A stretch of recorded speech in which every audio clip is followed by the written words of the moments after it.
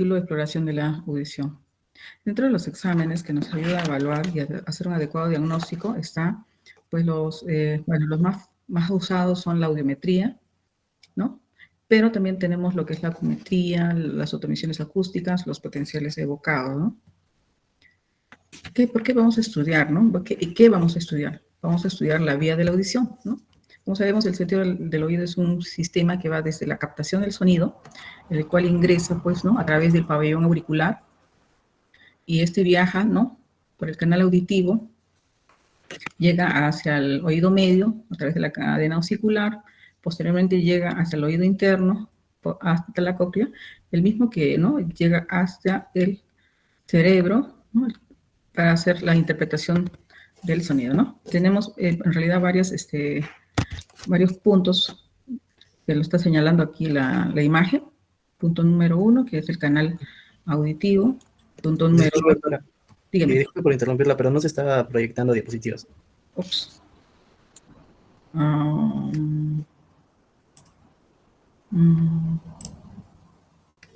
Pero sí lo puse. A ver. ¿Ahora? Ahora sí se ve, doctora. Ok. Como les estaba comentando, pues las diversas partes de la vía de la audición, estábamos nombrando pues el canal auditivo, la cadena ossicular, los canales semicirculares, ¿no? El nervio auditivo, la cóclea, el oído medio. Vamos pasando. La vía de la audición, como dijimos, el sonido llega a través del pabellón auricular, pasa lo que es la membrana timpánica, los huesecillos, finalmente a la cóclea y hacia el nervio auditivo, el cual llega a los núcleos, ¿no? Los núcleos cocleares.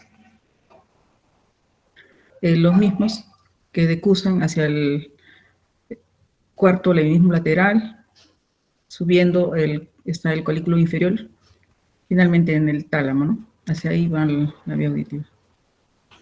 Dentro de la exploración de la vía de la audición está la acumetría. Un momentito, por favor.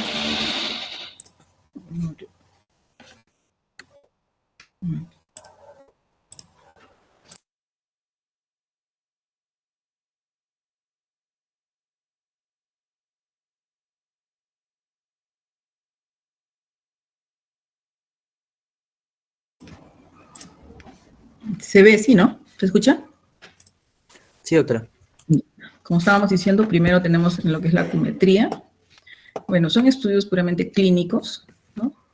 Siempre que hay que recordar, ¿no? Por ejemplo, si ustedes salen, bueno, una vez que terminen su internado, hagan su título, lo que van a hacer es usualmente trabajar en zonas donde no haya tal vez algunos exámenes que para poder hacer un adecuado diagnóstico, podemos hacer uso de esto, ¿no? Que es la acumetría fónica, que es a través de la voz hablada o voz cuchicheada, ¿no? Es en forma indirecta poder saber, ¿no?, la diferencia entre lo que escucha el paciente, ¿no? Por así decirlo, ¿no? Uno está entrevistando al paciente y puede hacer, ¿no?, decirle una palabra, por ejemplo, por el oído izquierdo, y la misma palabra por el oído derecho. Entonces, preguntamos, ¿no?, ¿en cuál oído escuchó mejor o en qué oído escuchó menos? Esto se dice la voz hablada o la voz cuchicheada, ¿ya? También existe la acumetría con diapasones, ¿no? Hacemos dos exámenes, ¿no?, que es el de Weber y de Rine. La acumetría con diapasones, pues, eso, ¿no? Esos son los diapasones, que son instrumentos metálicos. En realidad existen de varias frecuencias. Lo vamos a ver posteriormente. Entonces, y se realizan los exámenes de Weber y Rine. También está la audiometría. Estos ya, a diferencia de los diapasones, que son instrumentos metálicos, estos son equipos electrónicos. Y como comprenderán, existen pues diversos equipos, ¿no? Diversos equipos, por ejemplo, están los de screening, que son solamente para vía aérea. También existen los otros, que son mucho más completos, en el cual ya se evalúa tanto la vía aérea como la vía ósea. También existen los que tienen otros, para poder realizar otros exámenes como la logoaudiometría, ¿no? Eso, básicamente como dice el punto B, ¿no? Entonces, la audiometría, dentro de la audiometría tenemos la audiometría tonal, ¿no?, umbral, ¿no? En la B tenemos la audiometría vocal o la logoaudiometría. La C, la audiometría de impedancia o timpanometría. D, tenemos la audiometría de respuesta eléctrica o potenciales evocados. Y tercero, tenemos las autoemisiones acústicas, que en realidad más son de uso hospitalario, ¿no? Los diapasones, ¿no? La acumetría, son instrumentos metálicos, los cuales son puestos en vibración en determinadas frecuencias. Cada uno ¿no? tiene una frecuencia diferente. Este instrumento metálico tiene dos partes. Uno que es el vástago y dos ramas. Vamos a ver acá. Aquí está, ¿no? El vástago y sus dos ramas, ¿no? Vamos a ver. Para realizar estas pruebas es en un lugar no tan silencioso, ¿no? Porque para tener una mejor respuesta. Las frecuencias más empleadas son la de 128, la 256, la 512, la 1024 y la 2048. Y este examen de la acumetría requiere la colaboración del paciente. ¿No? Ahí están los vástagos los diapasones que comentamos. Está justo, mira, si ustedes ven ahí en la unión, está la frecuencia que dicen 128, 256, 512, ¿no? La que hablamos, las más frecuentes. Hablamos de unas pruebas, la prueba de Weber, ¿no? Esta prueba, ¿no? Es la que localiza el sonido por la vía ósea, ¿no? Está resaltado ahí. Se coloca el diapasón sobre la frente, el vástago, y también sobre el vértex o mandíbula. Esta prueba, la prueba de Weber, nos puede dar varios resultados. Una, que es el Weber indiferente, en el cual ambos oídos perciben igual. Debería ser el Weber indiferente una prueba ¿no? Depende de la clínica, podría indicar que es un paciente que escucha normal. O sea, si ustedes, por ejemplo, tienen una audición normal, les colocamos el diapasón, ¿no? Y sobre la frente, o sea, sobre algo duro, la parte ósea, o en la mandíbula, debería los oídos escuchar de la misma forma, ¿no? Pero también existe la otra respuesta, que es el Weber lateralizado. Este se da cuando el paciente lo percibe en uno de los oídos, ¿no? O sea, ahí hay una alteración de esta prueba, ¿no? O sea, la vía ósea está alterada. ¿Y en qué casos podría darse? En casos de que sea una hipoacusia conductiva. ¿Y qué sucede? ¿Quién va a escuchar mejor? Va a oír mejor el oído patológico, o sea, el que está mal, ¿no? Si es por conducción, es por ocupación del oído medio probablemente. Y en una hipoacusia perceptiva, ¿no? Vemos que se oye mejor el oído sano. En las bilaterales el oído con menor pérdida, ¿no? Bueno, esta es la imagen, como dijimos, se coloca el vástago sobre el vértex y sobre la mandíbula, ¿no? Y cómo es que puede darnos diferentes resultados, ¿no?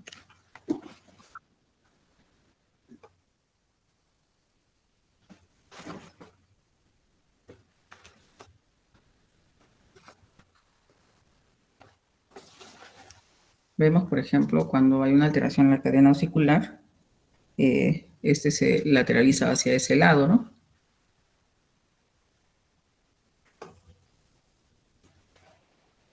Lo que estuvimos hablando, por ejemplo, en esta imagen, se colocan el diapasón sobre el vértex y vemos que se escucha en ambos oídos igual.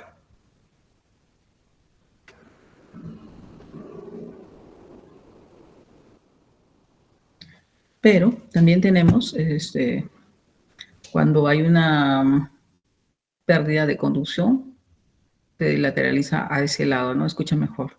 También si hay una pérdida neurosensorial, escuchará un poco mejor, el oído mejor, ¿no?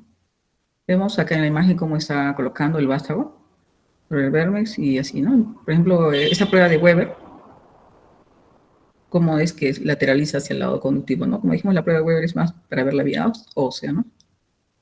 La otra prueba que estábamos hablando, que es la prueba de Rinne, esta consiste en la medición del tiempo de percepción, ¿no?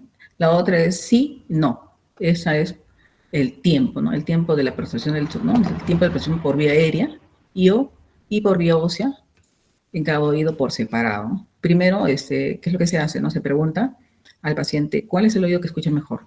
Entonces, en ese caso, para hacer la prueba de Rinne, se explora primero el peor oído.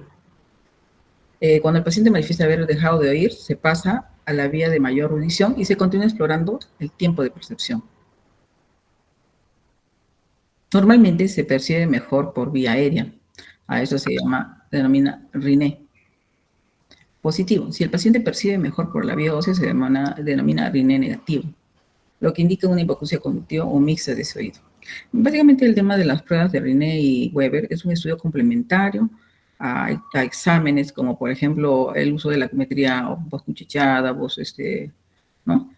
También, y a las pruebas audiométricas, el uso de la audiometría, ¿no? Y cuando tenemos la duda es el examen que nos ayuda a despejar esa duda. Bueno, como vemos, empiezan colocando el vástago sobre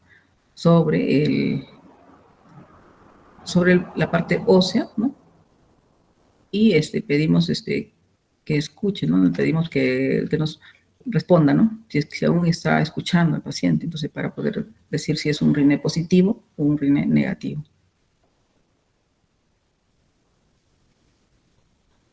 Entonces, siempre va a ser, pues, obviamente, por vía aérea. Lo normal es que escuche mejor por vía aérea que por vía ósea, ¿no? En esta prueba.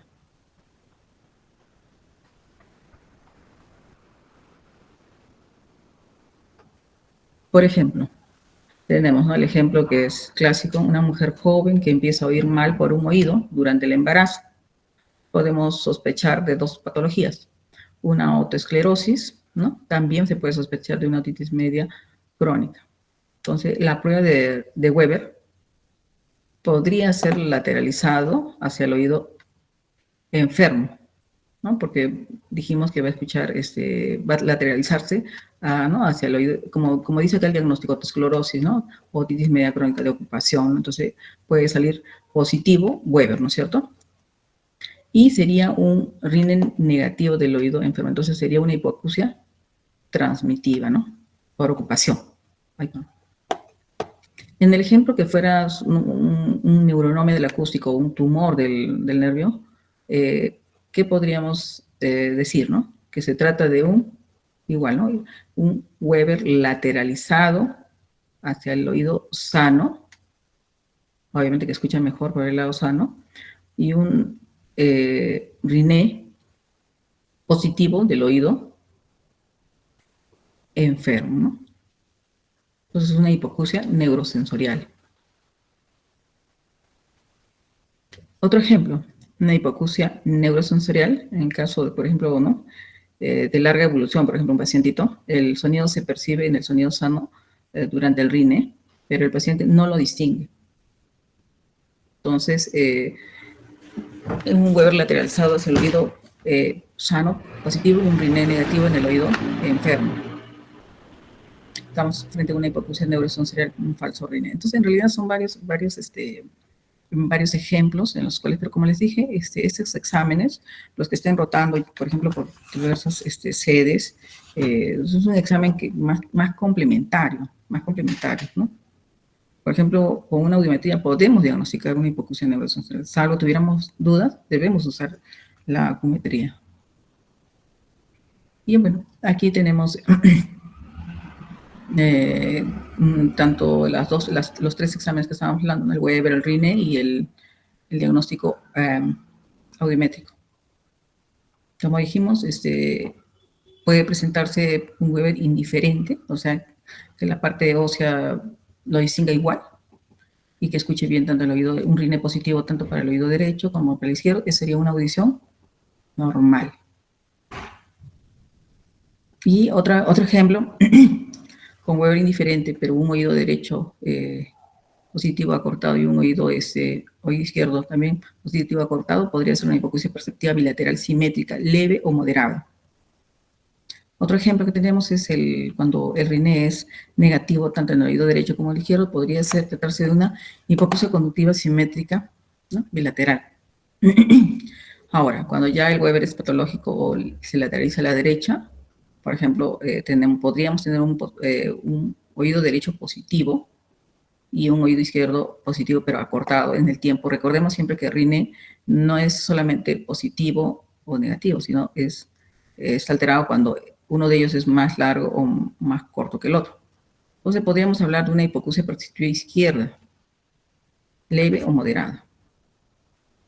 Y así tenemos también el otro ejemplo, donde se ha lateralizado hacia la derecha y el oído derecho es negativo y el oído izquierdo es positivo. Hablamos de una hipoacusia conductiva derecha. También tenemos el oído derecho negativo, el oído izquierdo negativo y el diagnóstico audiométrico puede ser hipoacusia conductiva bilateral mayor en oído derecho. Finalmente, el otro ejemplo que tenemos es el Weber lateralizado a la derecha, donde el oído derecho es positivo y el oído izquierdo es negativo. Hablamos de una hipoacusia mixta profunda izquierda o audición cruzada del oído izquierdo, perceptiva mixta, ¿no? Mixta profunda y cofosis, ¿no? Recordemos siempre que estas dos pruebas, ¿no? Tanto el Riney y el Weber, acuérdense siempre eso, ¿no? Y incluso la audiometría son dependientes, ¿no? Porque el paciente tiene que ayudarnos al examen. Bueno, acá vemos, por ejemplo, la audiometría, que como sabemos, la audiometría requiere un espacio diferente, ¿no? Una cabina sonorizada, ¿no? Este estudio nos mide la capacidad auditiva a través de un audiómetro, ¿no? Como vemos en la imagen, ahí está la persona que toma la audiometría, y dentro de la cabina, es una cabina sonorizada, está el paciente con unos audífonos, ¿no? Y ahí el paciente responde a los sonidos emitivos o pulsados a través del audiómetro, ¿no? que tiene la operadora, ¿no? Bueno, este estudio se produce en tonos puros con frecuencias e intensidades establecidas para controlar tanto la vía aérea como la vía ósea. Con el mismo equipo se puede hacer la logoaudiometría y enmascaramiento en pacientes con zumbido o tinnitus. La calibración permite medir la pérdida auditiva y no la intensidad física del sonido. Es por ello que hay un umbral de audición negativo, ¿no? Bueno, a diferencia de la acumetría, ya acá el audiómetro tiene sus frecuencias establecidas también. Es 125, 250, 500, 1000, 2000, 3000, 4000, 6000, 8000 por vía aérea, y por vía ósea va desde 500, 2250 hasta 4000 Hz. Ahora, en cuanto a intensidad del sonido, esta puede ir desde menos 10 hasta 120 decibeles. Recordemos siempre que hay un margen de error en las audiometrías, que va más o menos de 5 decibelios por cada medición, ¿no? La cual se debe hacer cada 5 decibelios. Ahora, si de por sí ya hay una variación de 5 decibeles en una cabina sonorizada, en una que no lo es, podría extenderse hasta 10 decibeles. Aquí está lo que mencionamos, la cabina, ¿no? Se realiza una cabina sonoamortiguada. Recordemos siempre, ¿no? Que este examen requiere la colaboración del paciente. Por ello se recomienda estudios en pacientes mayores de 4 a 5 años. En realidad, usualmente colaboran mejor los pacientes de 7 a 6 años, ¿no? Algunos pacientes no. En esos casos tenemos que hacer la ludoaudiometría, que eso lo hacen en centros especiales, ¿no? Por lo tanto, la audiometría no es útil en pacientes menores de 4 años.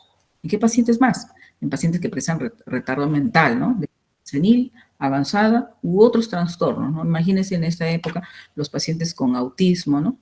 TDAH ¿no? Y querer poder hacer este examen va a ser muy, muy, muy difícil, ¿no? Porque, como dijimos, requiere la colaboración del paciente. Ahora, existe todo un protocolo para hacer este examen, ¿ya? Por convención se inicia con el mejor oído, ¿no?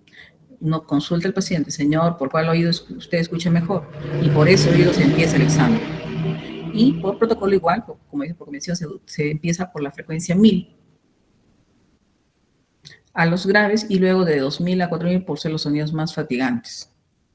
¿Ya? Bueno, a continuación, terminando la vía aérea de ambos oídos, se hace la vía ósea de ese oído, vía aérea del oído contralateral y finalmente la ósea de ese oído.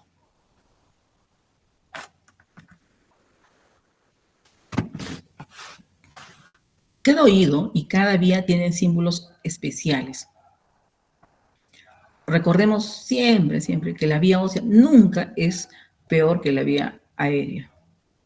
Se puede perder la vía aérea, pero queda la vía ósea, ¿no?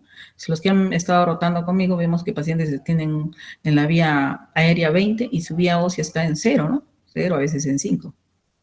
Entonces, esta es una tablita que nos muestra los símbolos para la representación gráfica de los niveles liminares de la audición. Esto es una norma ISO 8253 del año 2010. Por ejemplo, aquí, donde dice tipo de ensayo, es evaluando la conducción aérea. ¿Cómo se evalúa? En el oído derecho, ¿cómo se representa? Se representa con un círculo, ¿ya?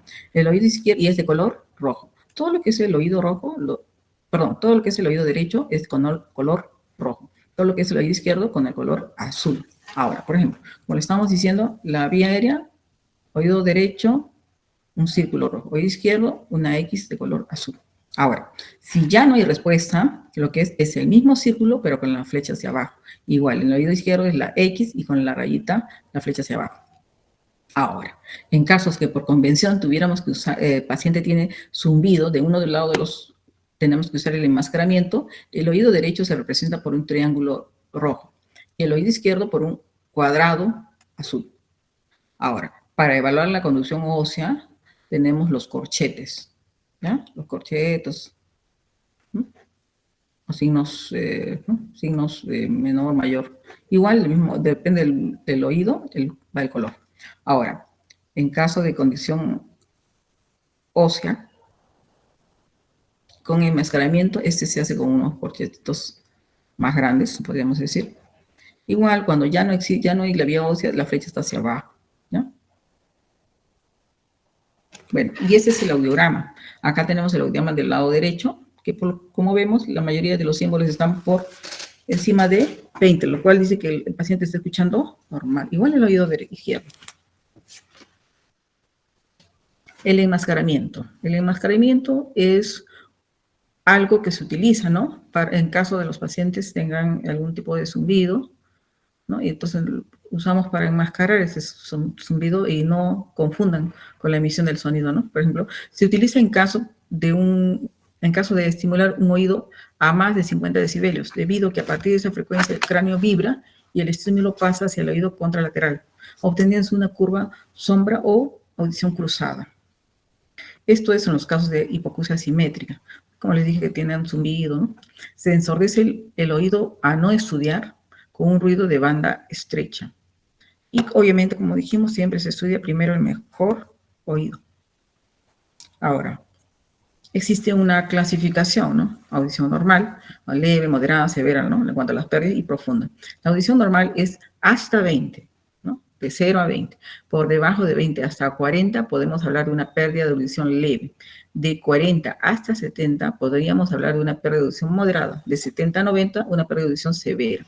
Y de 90 hasta 120, una sordera profunda. Ya, entonces, a ver, ¿quién quiere colaborar y leer este audiograma? ¿Están? Creo que no están.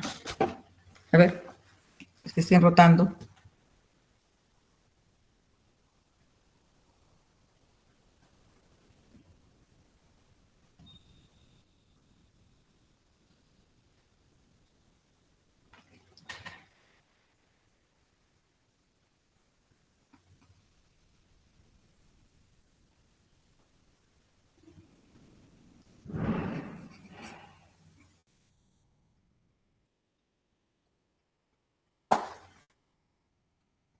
¿Alguien? ¿Yerko? Diego, ¿estás, Diego? ¿Están o sí? ¿Están?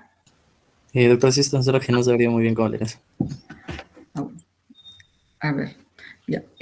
Bueno, este es un audiograma, como dijimos, igual reconocemos el color azul, que vendría a ser el oído izquierdo. Y como vemos, miren, en la frecuencia 125 está en 20. Podríamos decir que está normal, pero si seguimos mirando, la 250 ya está en 25, la 500 está en 35, la 1000 está igual en 35, la 2000 está en 55, la 3000 está en 65, la 4000 está en 85, la 6000 ya está en 90 y la 8000 está en 100, pero ya se perdió esa frecuencia y vemos que está con la flechita hacia abajo. Entonces, podríamos hablar de una hipoacusia neurosensorial profunda, ¿no? De leve a profunda.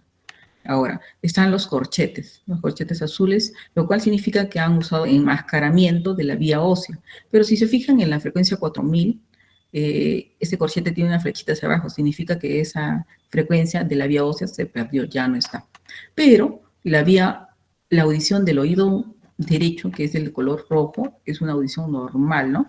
Porque está todos por encima de 20. Dentro de este examen también, o sea, utilizando el mismo audiómetro, podemos hacer la logoaudiometría. La logoaudiometría es muy útil para evaluar la respuesta a audífonos o a rehabilitación del lenguaje. Realmente, los pacientes que tienen sordera y se les indica audífonos, la gran mayoría están satisfechos con el uso del audífono. Pero existe un porcentaje en el cual, a pesar del uso del audífono, no logran escuchar adecuadamente. Valga recalcar que también el uso del audífono no te va a dar la misma audición que tuvieras, ¿no? Es muy diferente, suena muy diferente a una audición normal. O sea, quiere decir que los audífonos es una adecuación, ¿no? Que va a hacer el cerebro nuestro en adecuarnos a ese aparato que nos va a devolver, ¿no? Los sonidos primero y luego ya la interpretación. No es igual. Entonces, como dijimos, la logoaudiometría, útil para, ¿no? evaluar respuestas a audífonos o en caso de rehabilitación de lengua. La logoaudiometría determina el porcentaje de discriminación que presenta el paciente. Va a medir la audición de la palabra y la discriminación del lenguaje. La logoaudiometría se realiza, ¿no? El paciente escuchará, ¿en qué consiste? En que el paciente va a escuchar una lista de palabras fonéticamente balanceadas, emitidas emitidas a 0 decibelios, aumentando el volumen a medida que sea necesario de 5 en 5 decibelios. Esto va a permitir medir el porcentaje de palabras que escuchó el paciente. Va a haber algo que se llama umbral de voz mínima intensidad al que percibe la voz. También hay otra situación que vamos a tratar, que es el umbral de detección de la palabra, ¿no? Mínima intensidad para repetir correctamente 2 o 3 palabras. El otro término que vamos a encontrar, que es el umbral de captación, que se debe dar más o menos un 50% de las palabras. Y el umbral de máxima discriminación, el cual se da a mínima intensidad, la que se obtiene la máxima discriminación, o sea, al 100%. Esta es la lista que hablamos, ¿no? La lista de palabras.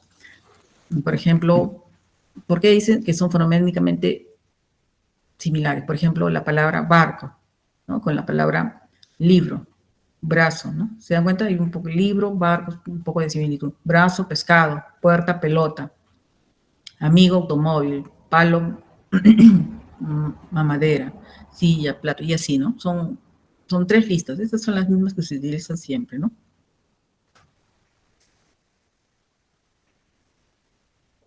Este es el audiograma de la logoaudiometría. Como dijimos, mide el umbral, ¿no?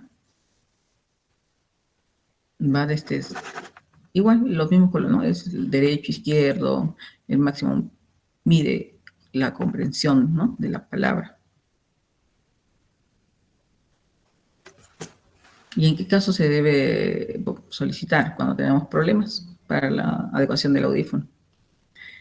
Por ejemplo, en hipoacusias conductivas se lateraliza, pero llega al 100%. Por ejemplo, estamos hablando si vamos a la audiometría, estamos hablando pues de las curvas A, B y C. Pero en casos de una pérdida o hipoacusia neurosensorial, estas no van a llegar al 100%, como por ejemplo en las curvas D y E. El otro examen que es importante también es la timpanometría. Esta nos va a dar, ¿no?, la medida de los cambios en la complacencia del sistema tímpano-osicular en función de distintas presiones aplicadas sobre el conducto auditivo sellado. Esto a través de una probeta, ¿no? Si nos fijamos en la imagen un poco, no puedo agrandar, pues si miran, la parte oscura negra es el timpanómetro y finalmente tiene, donde está mi flecha, algo que se llama oliva. Con eso va a colapsar el conducto auditivo externo. Y va a medir la complacencia del sistema tímpano-osicular. Y ese es el audiómetro. En realidad el audiómetro no necesita tanta colaboración del paciente, pero sí, porque se debe hacer empezando con el paciente tiene que estar con la boca cerrada, no debe pasar saliva, ¿no? Sus resultados salen ¿no? en forma automática, ¿no? Por ejemplo, en las abscisas se consigna la presión, las cuales van desde menos 400 hasta más 200, y en las ordenadas está la distensibilidad, el cual se mide en centímetros cúbicos. La timpanometría es el estudio que se realiza al inicio, ¿no? Con más 200 y se continúa con presiones negativas cada 50 y se anotan los valores de la distensibilidad para cada presión. Este estudio de la timpanometría sirve para medir la distensibilidad del tímpano. Por lo tanto, ¿en qué casos no sería útil? En una otitis media crónica. ¿Por qué? Porque simplemente en una otitis de la media crónica no hay tímpano. Entonces, imposible hacer una timpanometría en un paciente con otitis media crónica, ¿no? No tiene razón de hacerlo. Este es un estudio objetivo. Lo que sí requiere es que el conducto auditivo esté limpio. Este se puede realizar a cualquier edad, pero sí requiere que esté la boca cerrada, obviamente. La timpanometría evaluará la trompa de Eustaquio, la función del nervio facial, la movilidad y continuidad de los huesecillos de la cadena, ¿no? El umbral reflejo del acústico y su dinámica, ¿cómo está?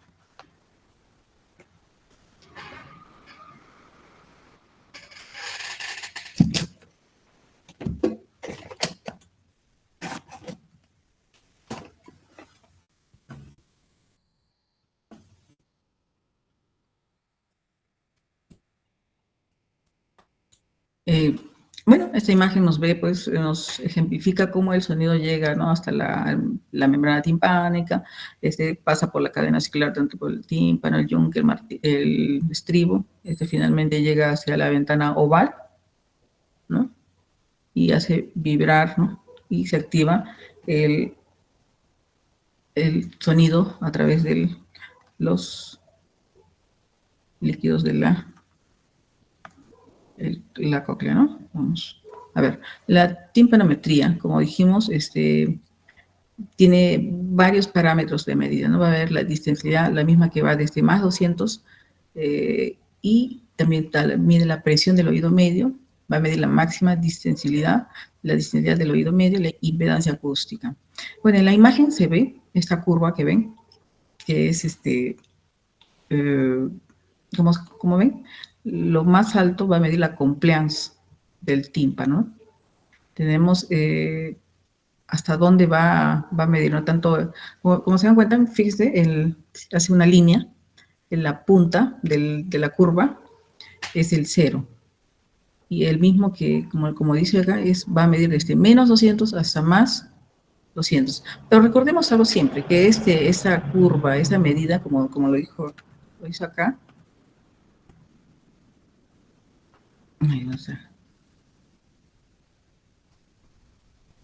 es un estudio objetivo. Ya te da el valor el equipo. Entonces, la presión normal del oído medio se halla comprendida entre menos 50 a más 50 milímetros de agua, ¿no? Comúnmente de 0. El valor puede hacerse negativo cuando hay una disfunción tubárica. Cuando hay contenido no aéreo en la caja del tímpano, el perfil timpanómetro es plano. O sea, cuando dice hay contenido no aéreo, o sea, que haya líquido, ¿no?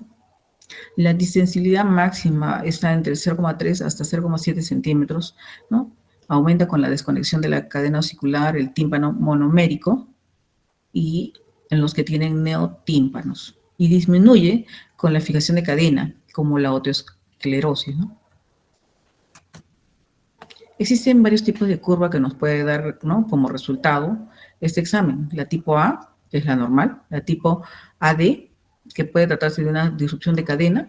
La tipo AS, que es baja, muy baja en la compliance. Y la tipo B, que es casi plana, que es por ocupación, como dijimos. Y la tipo C, cuando hay disfunción tubárica. Bueno, estas son las imágenes según Herr, ¿no?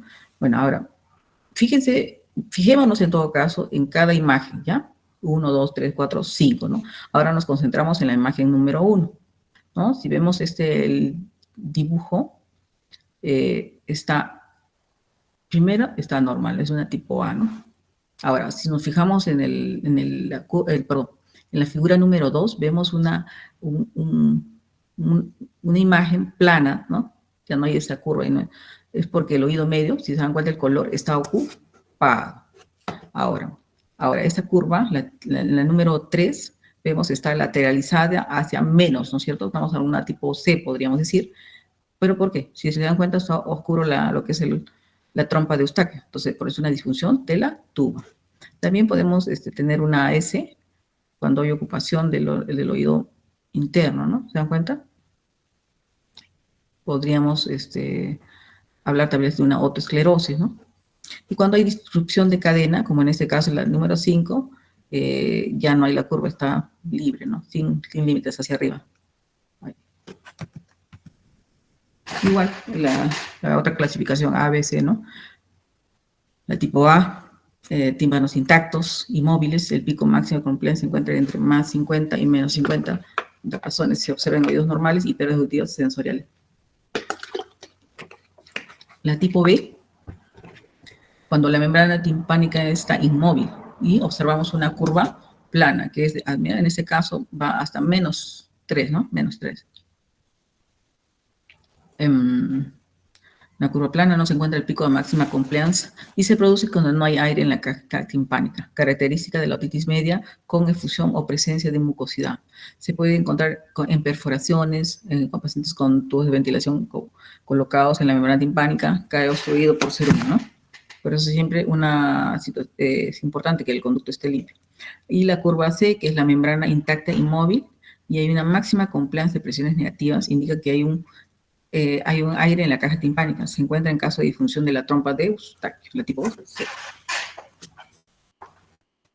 Las otras curvas, que son la AD y la AS, en el caso de la AD, estas son membranas flácidas o muy móviles. Hay una compliance estática, está aumentada. Es característica de la desconexión de la cadena osicular o la disrupción, ¿no? Hay también las curvas con pico, la compliance estática es muy pequeña o menor a 0,3 centímetros cúbicos. Esto se puede dar la vez en otosclerosis, en tímpanosclerosis, en fijación de martillo, en membranas cicatrizadas y engrosadas. Igual, ¿no?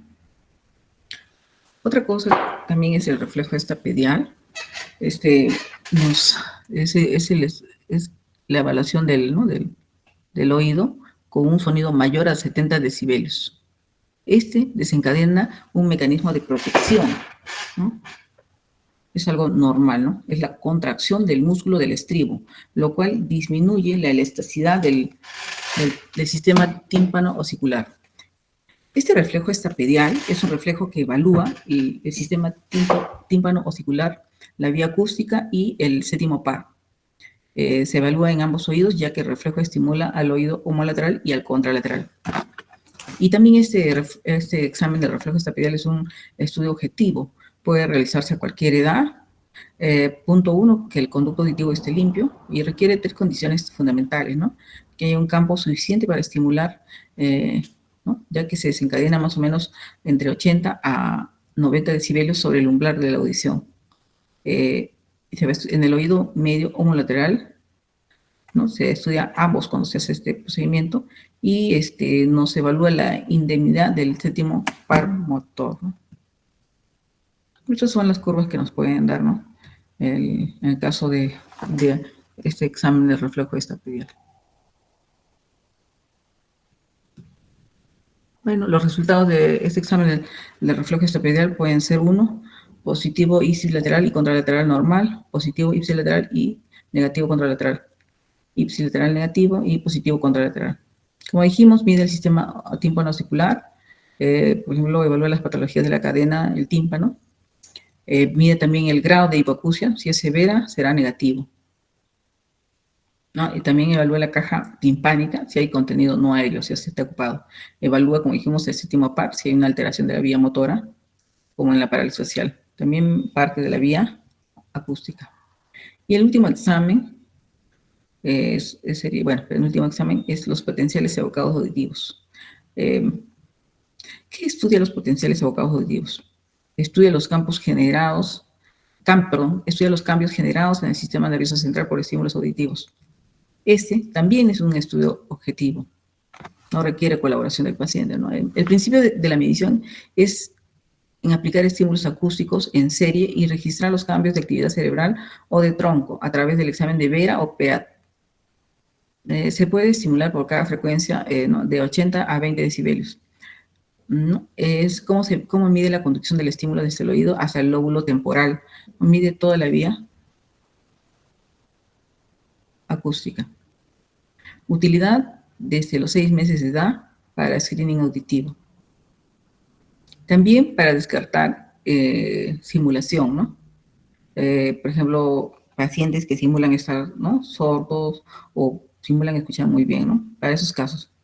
Nos mide la audición en pacientes no colaboradores. Por ejemplo, un paciente con retardo mental, sin hilo menor de 4 años, que tenemos que hacer potenciales evocados. Más o menos así. Es una máquina, es un sistema de software a través de unos cables que se colocan, pues, igual que con el timpanómetro, ocluyen el canal auditivo, se colocan también sobre el Vermex, que requiere que el paciente esté inmóvil, ¿no? Y se hace una lectura, ¿no? A través de este equipo.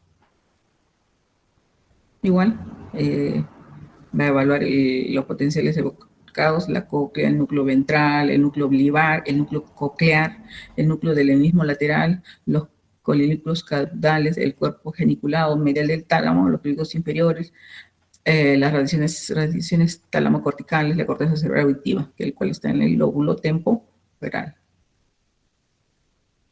Si nos fijamos, existen, ¿no? Los potenciales evocados auditivos. En la primera onda, vamos a medir el nervio auditivo. En la 2 vamos a medir el núcleo octavo, ¿no? En la tercera onda vamos a medir el complejo olivar superior. La cuarta, el núcleo del mismo lateral. En el quinto, el colículo inferior. Y así. Cada onda tiene una parte, evalúa una parte de la vía auditiva. Y acá está, ¿no? Acá está más o menos la imagen, claro, representada gráficamente de cómo, ¿no? Onda 1, 2, 3, 4, 5, 6, 7, 8, 9, 10. ¿No? Es decir, cada uno qué es lo que está evaluando. Más o menos. El estado Vera, que es la respuesta auditiva, consiste en una serie de 7 ondas que se registran en los primeros 10 milisegundos después del estímulo. Las más importantes, obviamente, son la primera, la tercera y la quinta. La primera, porque mide el nervio coclear con una latencia de más o menos 1.2 milisegundos. Tercero, mide el hemismo lateral. Y el quinto, el tubérculo cuadrigeménico inferior. Ambas con una latencia de 1 milisegundo. Los intervalos entre cada onda también son de interés, ¿no? ¿Y qué vamos a evaluar en cada onda? Uno, la latencia de las ondas, la morfología, ¿no? Si son amorfos, irregulares. La amplitud de las ondas, las diferencias intraurales entre cada onda, no tanto el derecho e izquierdo. Así está, ¿no? La onda. Depende, y eso no se evalúa, ¿no? En milisegundos. Eso ya te lo envía la máquina y uno va a evaluar cómo está. Por ejemplo,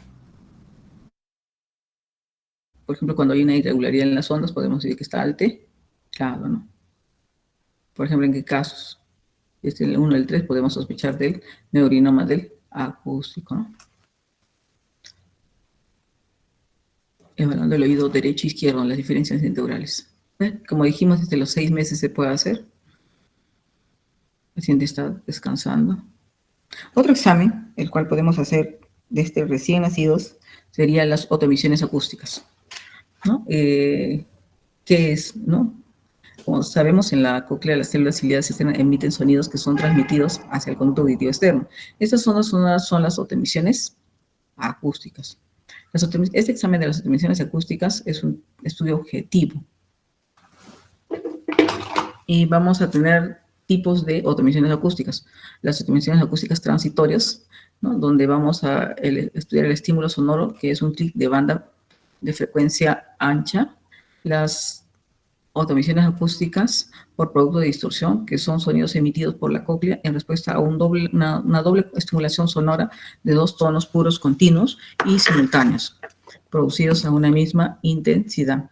Y las autoemisiones acústicas, estímulo-frecuencia, que son sonidos emitidos en la cóclea ante un estímulo sonoro continuo, no se usa en la clínica. ¿En qué casos vamos a hacer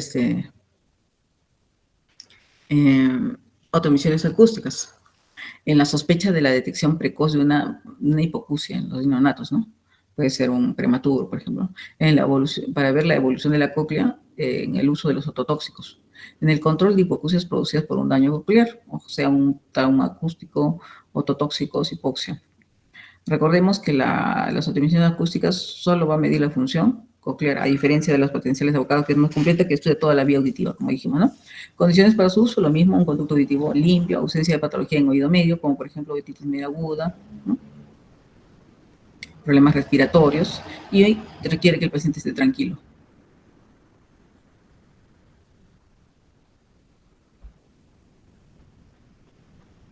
Y así. Bueno.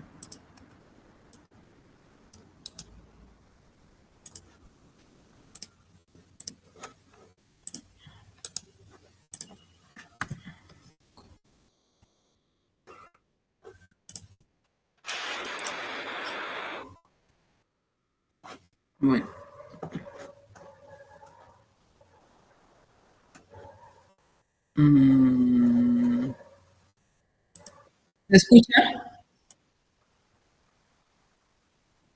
¿Se Sí, escucha? ¿Sí? el video me parece que no, doctora. A ver, póngale play. No, el video no se escucha, doctora. Ya, bueno. Yo puedo explicar.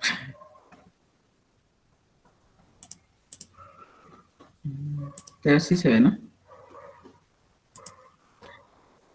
Igual, para hacer la audiometría necesitamos que el oído esté limpio.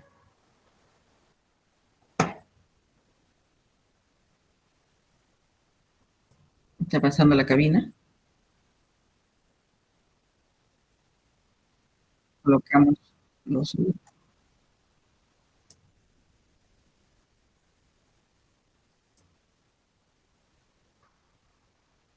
Está explicando cómo...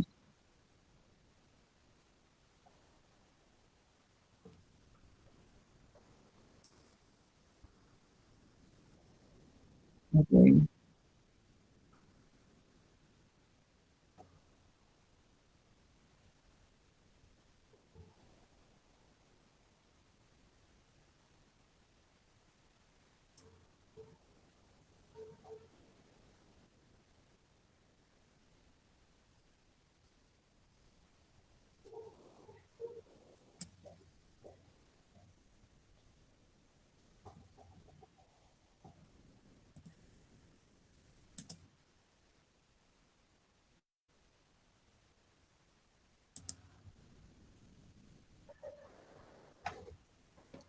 Bueno, así es más o menos la audiometría, ¿no? Colaboración del paciente siempre, explicar al paciente qué es lo que se le está haciendo.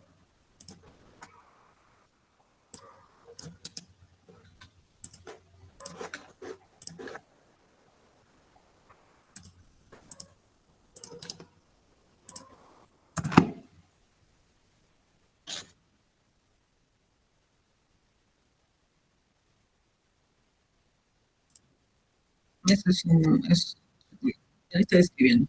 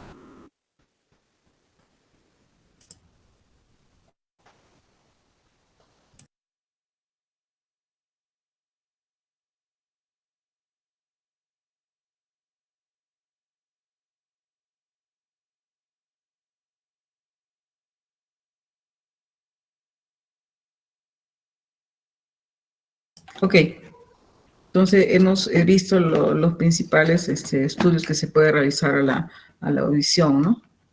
Tanto la audiometría, la acumetría, el uso de la logometría, algunos exámenes como la impedenciometría o timpanometría, y el uso de los potenciales evocados, las autoemisiones acústicas. Probablemente, no sé si el hospital cuenta con autoemisiones acústicas o potenciales evocados realmente, pero por ejemplo acá en la ciudad de Tacna hay algunos que sí tienen, ¿no? Debe haber uno o dos que tienen potenciales evocados. Su uso no es tan frecuente, más es para área hospitalaria.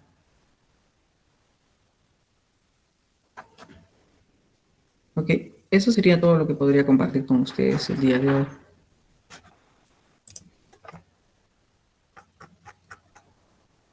¿Alguna pregunta? ¿Alguien quiere compartir alguna experiencia que haya tenido? Se han registrado, no estoy copiando, ¿verdad?